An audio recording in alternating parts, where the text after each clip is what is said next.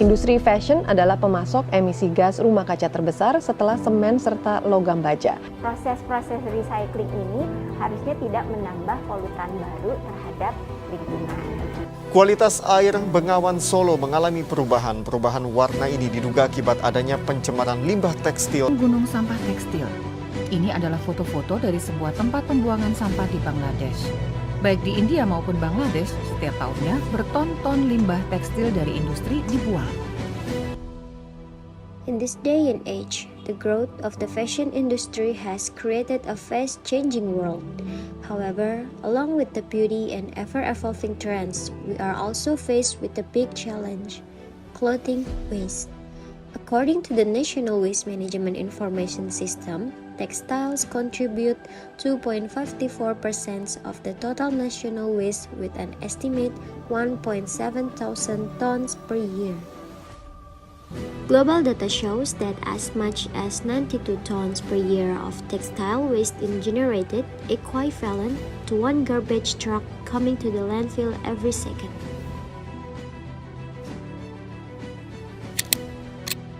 The fashion industry produces more than 80 billion garments every year. Unfortunately, most of these clothes end up as waste in landfills or even pollute our rivers and seas.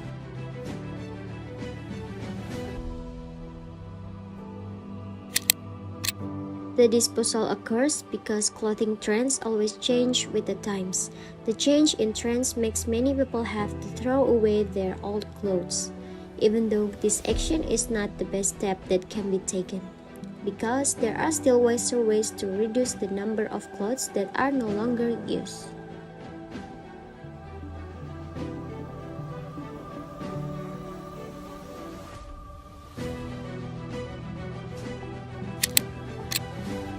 According to the director of the UK Textiles Recycling Association, Alan Wheeler, he said that the impact generated from fast fashion waste is no joke. The clothing industry has contributed as the second largest contributor to pollution in the world and a contributor to 1.2 billion tons of greenhouse gas emissions generated by the textiles industry in the world. Meanwhile, Kilter Media and Communication researcher Edi Subandi Ibrahim proposed slow fashion.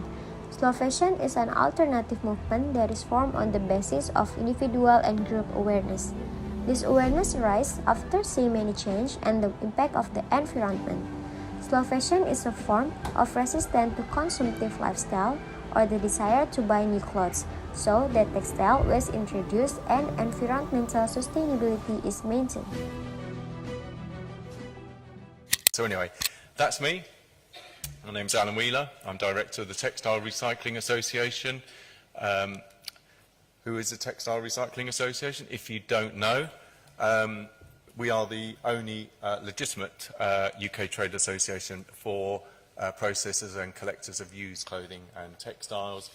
We have been around for a rather long time. I haven't been around since 1913, but the trade association has. Kalau menurut saya sih ya, kalau limbah tekstil itu sekarang kan mulai meningkat banget nih di masa-masa sekarang, apalagi kayak mulai tercemarnya lingkungan karena limbah tekstil yang banyak dibuang ke sungai gitu Kak. Selain itu juga menurut saya limbah tekstil itu membawa dampak buruk buat lingkungan sekitar dan juga kehidupan manusia yang ada di sekitar. Gitu sih Kak kalau menurut aku.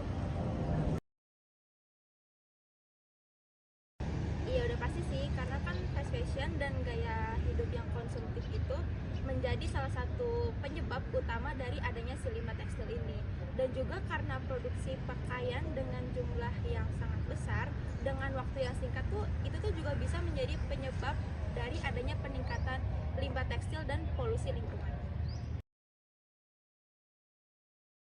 Di sini memang dirasakan sungai-sungai yang jadi tempat pembuangan limbah tekstil, menyebabkan berkurangnya air bersih, bau menyengat, dan juga disertai polusi udara karena pembakaran pakaian bekas.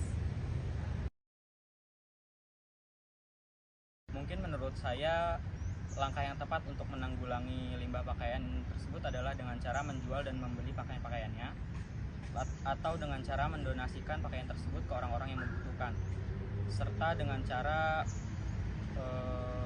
memberikan pakaian kehidupan kedua kepada generasi selanjutnya. Setelah itu dengan menjauhi sifat-sifat konsumtif, lalu mungkin langkah terakhir yang bisa dilakukan dengan cara mendaur ulang pakaian tersebut. Itu sih, Kak.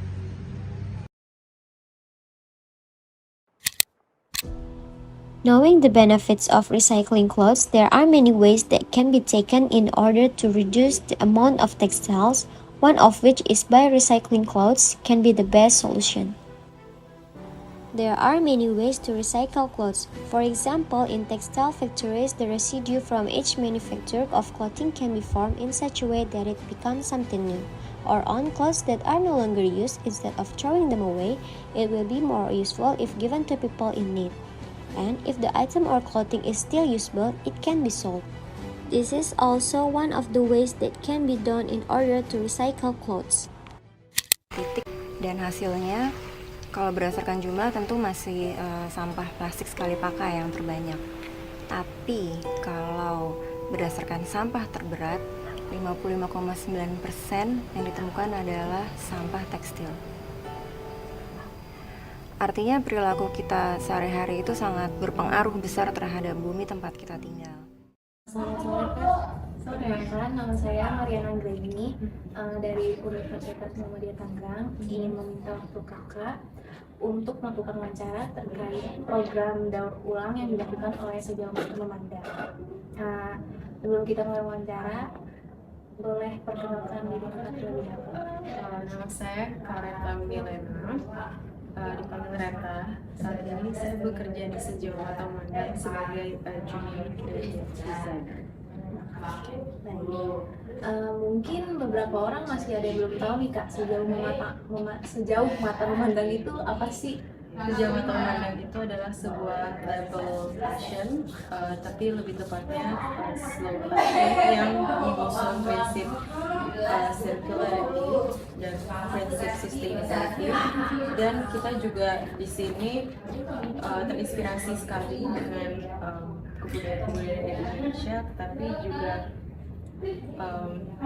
menggabungkan dengan unsur-unsur kontemporer. Baik.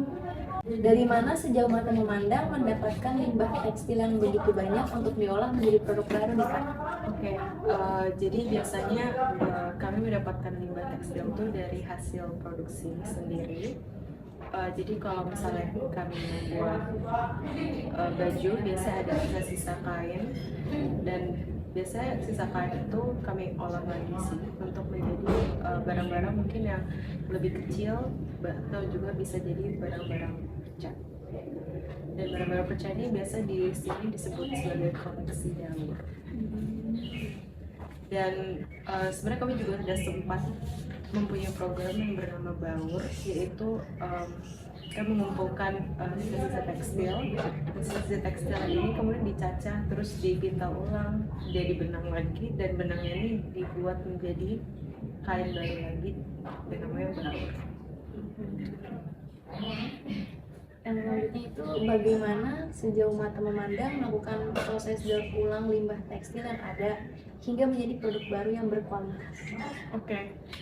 Sebenarnya biasanya selalu dimulai dengan R&D, research and development. Jadi dicari dulu kira-kira ingin membuat produk apa, lalu trial and error. Jadi kayak dibuat dulu sampel-sampel ya, terus dites apakah barangnya sudah oke atau enggak. Kalau misalnya udah, mungkin baru masuk ke proses produksi, begitu sih.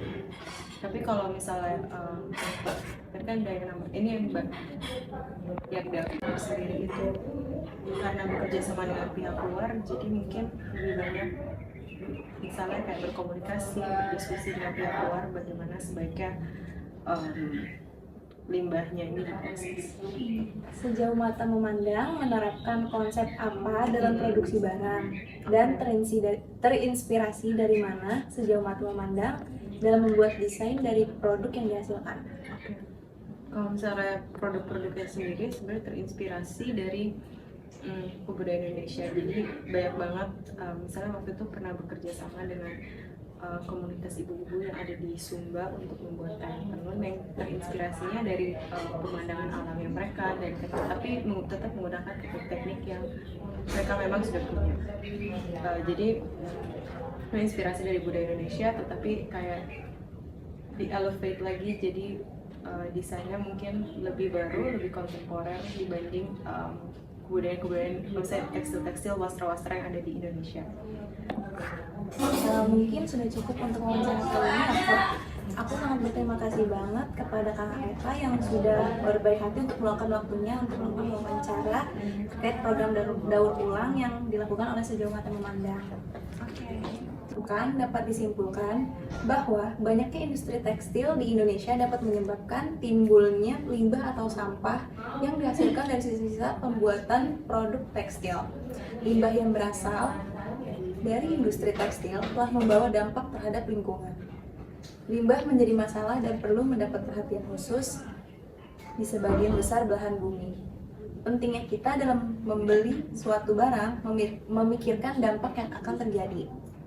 Perlunya kesadaran diri untuk tidak membeli barang-barang fast fashion yang dapat menimbulkan dampak untuk orang banyak. Pentingnya juga kita harus merawat lingkungan. Sekian, terima kasih. Teman-teman, jadi bijak memilih pakaian yang Anda pakai karena pilihan Anda sangat menentukan masa depan kita. A team of experts and workers from Sejauh Mata Memandang came together to find the best solution to manage clothing waste with the recycling program.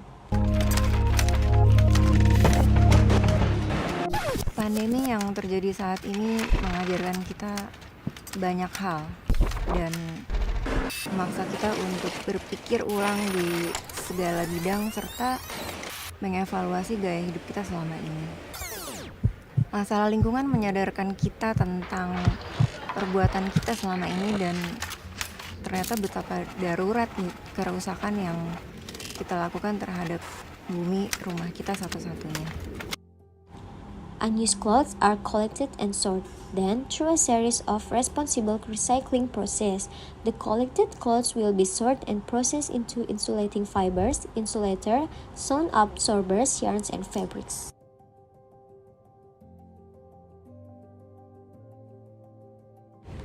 According to the Sejauh Mata Memandang Impact Report from September 2021 to May 2023, a total of 5.7 tons of unused clothes equivalent to 55 times the height of Monas have been collected. With more than 2,400 kilograms of clothes recycled, resulted in saving water more than 6 million liters per year. Reducing carbon more than 60,000 kilogram carbon dioxide per year. Recycling is not the best solution, but it is worth doing in order to reduce textile waste in landfill, seas, rivers, or incinerated, which eventually pollute the earth and damage our health.